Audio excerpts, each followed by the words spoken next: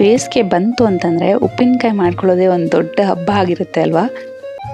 ಬೇಸಿಗೆಯಲ್ಲಿ ಮಾವಿನಕಾಯಿ ಮಾತ್ರ ಅಲ್ಲದೆ ಈ ಅಮಟೆಕಾಯಿ ಕೂಡ ಬರುತ್ತೆ. ಬಟ್ ತುಂಬ ಜನಕ್ಕೆ ಗೊತ್ತಿಲ್ಲ, ಮಾವಿನಕಾಯಿ ಸೀಸನಲ್ಲೇ ಈ ಅಮಟೆಕಾಯಿ ಕೂಡ ಸಿಗೋದು. ನನಗೇನೆ ಚೈಲ್ಡ್ಹುಡ್ ನೆನಪು, ಅದಾದಮೇಲೆ ನಾನು ನೋಡೇ ಇಲ್ಲ ಈ ಅಮಟೆಕಾಯಿನ. ಈಗ ಬೇಕು ಅಂತ ಒಂದು ಸ್ವಲ್ಪ ಮೈಂಡಲ್ಲಿ ಮಾಡಬೇಕು ಈ ಉಪ್ಪಿನಕಾಯಿ ಅಂತ ಅನ್ಕೋತಾ ಇರಬೇಕಾದ್ರೆ ನನಗೆ ಬಸವನಗುಡಿಲಿ ಅಮಟೆಕಾಯಿ ನೋಡ್ಲಿಕ್ಕೆ ಸಿಕ್ತು. ಸೊ ಅದನ್ನು ತೊಗೊಬಂದು ನಿಮಗೆ ತುಂಬಾ ಸಿಂಪಲಾಗಿ ಟೇಸ್ಟಿಯಾಗಿ ಉಪ್ಪಿನಕಾಯಿ ಮಾಡ್ಕೊಳ್ಳೋಂಥ ಒಂದು ವಿಡಿಯೋ ತೊಗೊಬಂದಿದ್ದೀನಿ. ವೆಲ್ಕಮ್ ಬ್ಯಾಕ್ ಟು ಒನಿ ಓಮ್ ಕುಕಿಂಗ್ ಚಾನಲ್. ನಾನು ನಿಮ್ಮ ಅನಿತಾ. ಬನ್ನಿ ಹಾಗಾದರೆ ಮಾಡೋ ಪ್ರೋಸೆಸ್ ನೋಡೋಣ.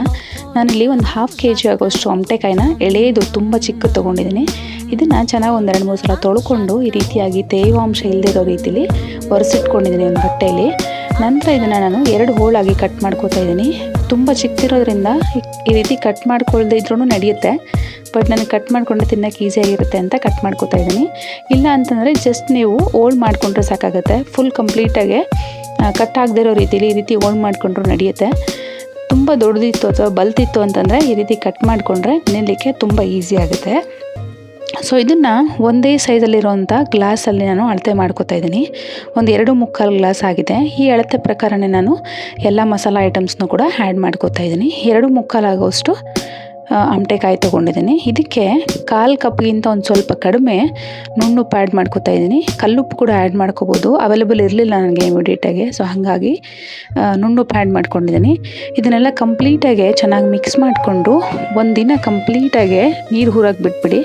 ಇದು ಎಳೆದಿರೋದ್ರಿಂದ ಒಂದಿನ ಸಾಕಾಗುತ್ತೆ. ಒಂದು ವೇಳೆ ಕಾಯಿ ಬಲ್ತಿತ್ತು ಅಂತಂದರೆ ಒಂದು 2 to 3 ಡೇಸ್ ಬಿಡಬೇಕಾಗುತ್ತೆ. ನೋಡ್ತಾ ಇರ್ಬೋದು, ಉಪ್ಪು ನೀರಲ್ಲೆಲ್ಲ ನೆನ್ಕೊಂಡು ಚೆನ್ನಾಗಿ ನೀರು ಬಿಟ್ಕೊಂಡಿದೆ.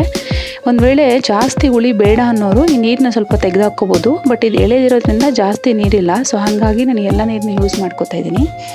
ನಂತರ ಒಂದು ಬಾಣಲೆಗೆ 1 ಟೇಬಲ್ ಸ್ಪೂನ್ ಆಗೋಷ್ಟು ಸಾಸಿವೆನ ನಿಧಾನ ಹುರಿಲಿ ಇದೆಲ್ಲ ಸಿಡಿಯೋವರೆಗೂ ಈ ರೀತಿಯಾಗಿ ರೋಸ್ಟ್ ಮಾಡ್ಕೊಂಡಿದ್ದೀನಿ, ಡ್ರೈ ರೋಸ್ಟ್ ಮಾಡ್ಕೊಂಡಿದ್ದೀನಿ. ನಂತರ ಇದನ್ನು ಕಂಪ್ಲೀಟಾಗಿ ತಣ್ಣಗಾಗೆ ಎತ್ತಿಡ್ತಾ ಇದ್ದೀನಿ. ಇದಾದಮೇಲೆ ಇದೇ ಬಾಣಲೆಗೆ 1 ಟೇಬಲ್ ಸ್ಪೂನ್ ಆಗೋಷ್ಟು ಮೆಂತ್ಯ ಕಾಳು ಕೂಡ ಆ್ಯಡ್ ಮಾಡಿಕೊಂಡು ಲೋ ಫ್ಲೇಮಲ್ಲಿ ಒಳ್ಳೆ ಘಮ ಮತ್ತು ಕಲರ್ 2 ಬರೋವರೆಗೂ ಚೆನ್ನಾಗಿ ರೋಸ್ಟ್ ಮಾಡ್ಕೋಬೇಕಾಗುತ್ತೆ. ಇದು ಕೂಡ ಈ ರೀತಿ ಸಿಡಿಯೋವರೆಗೂ ರೋಸ್ಟ್ ಮಾಡ್ಕೊಂಡ್ಮೇಲೆ ಇದನ್ನು ಸೈಡಿಗೆ ಎತ್ತಿಟ್ಕೊಂಡು ಕಂಪ್ಲೀಟಾಗಿ ತಣ್ಣಗೆ ಹಾಕಕ್ಬಿಡಿ. ಮತ್ತು ಇದೇ ಬಾಣಲೆಗೆ 1 ಟೇಬಲ್ ಸ್ಪೂನ್ ಆಗೋಷ್ಟು ಜೀರಿಗೆ ಕೂಡ ಆ್ಯಡ್ ಮಾಡಿಕೊಂಡು ಜೀರಿಗೆ ಕೂಡ ಬಿಸಿಯಾಗಿ ಒಂಚೂರೆಲ್ಲ ಸಿಡಿಯೋವರೆಗೂ ಫ್ರೈ ಮಾಡ್ಕೋಬೇಕಾಗುತ್ತೆ. ಇದನ್ನು ಈ ರೀತಿ ಡ್ರೈ ರೋಸ್ಟ್ ಅಥವಾ ಫ್ರೈ ಮಾಡ್ಕೊಂಡ್ಮೇಲೆ ಸೈಡಿಗೆ ಎತ್ತಿಟ್ಕೊಂಡು ಕಂಪ್ಲೀಟಾಗಿ ತಣ್ಣಗಾದ್ಮೇಲೆ ಮಿಕ್ಸಿ ಜಾರು ಅಥವಾ ಕುಟಾಣಿಲಿ ಆ್ಯಡ್ ಮಾಡಿಕೊಂಡು ನುಣ್ಣಗೆ ಪೌಡರ್ ರೀತಿ ರುಬ್ಬಿಟ್ಕೋಬೇಕಾಗತ್ತೆ. ನಂತರ ಅದೇ ಬಾಣಲೆಗೆ 1 ಟೇಬಲ್ ಸ್ಪೂನ್ ಆಗೋಷ್ಟು ಎಣ್ಣೆ ಆ್ಯಡ್ ಮಾಡಿಕೊಂಡು ಎಣ್ಣೆ ಬಿಸಿ ಆದಮೇಲೆ ಫ್ಲೇಮ್ನ ಆಫ್ ಮಾಡಿಕೊಂಡು ತದನಂತರ ಒಂದು ಸ್ವಲ್ಪ ಸಾಸಿವೆ ಆ್ಯಡ್ ಮಾಡ್ಕೊಂಡಿದ್ದೀನಿ. ಸಾಸಿವೆ ಸಿಡಿಯುವಂಥ ಅವಶ್ಯಕತೆ ಇಲ್ಲ, ಸ್ವಲ್ಪ ಬಿಸಿ ಆದರೆ ಸಾಕಾಗುತ್ತೆ. ನಂತರ ಅಮಟೆಕಾಯಿಗೆ 1-2 ಟೇಬಲ್ ಸ್ಪೂನ್ ಆಗೋಷ್ಟು ಖಾರದ ಪುಡಿ ಆ್ಯಡ್ ಮಾಡ್ಕೊತಿದ್ದೀನಿ. ನೀವು ಖಾರದ ಇಂಟೆನ್ಸಿಟಿ ಮತ್ತು ಕ್ವಾಂಟಿಟಿ ನೋಡಿಕೊಂಡು ಅಡ್ಜಸ್ಟ್ ಮಾಡ್ಕೋಬೇಕಾಗತ್ತೆ. ನಂತರ ಒಂದು 1/4 ಟೀ ಸ್ಪೂನ್ ಆಗೋಷ್ಟು ಅರಿಶಿನ ಪುಡಿ, ಹೀಗಾಗಲೇ ನಾವು ಮೆಂತ್ಯ, ಸಾಸಿವೆ ಮತ್ತು ಜೀರಿಗೆ ಪುಡಿ ಮಾಡಿಟ್ಕೊಂಡಿದ್ವಲ್ಲ ಅದನ್ನು ಕೂಡ ಆ್ಯಡ್ ಮಾಡ್ಕೋತಾ ಇದ್ದೀನಿ.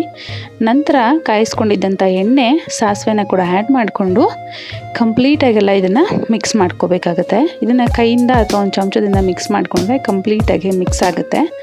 ಒಂದು ವೇಳೆ ನಿಮಗೆ ಒಂದು ಸ್ವಲ್ಪ ನೀರಾಗಿ ಬೇಕು ಅನ್ನೋದಾದರೆ ಒಂದು ಸ್ವಲ್ಪ ಉಪ್ಪು ಜಾಸ್ತಿ ಆ್ಯಡ್ ಮಾಡಿಕೊಂಡ್ರೆ ನೀರು ಜಾಸ್ತಿ ಬಿಟ್ಕೊಳ್ಳುತ್ತೆ.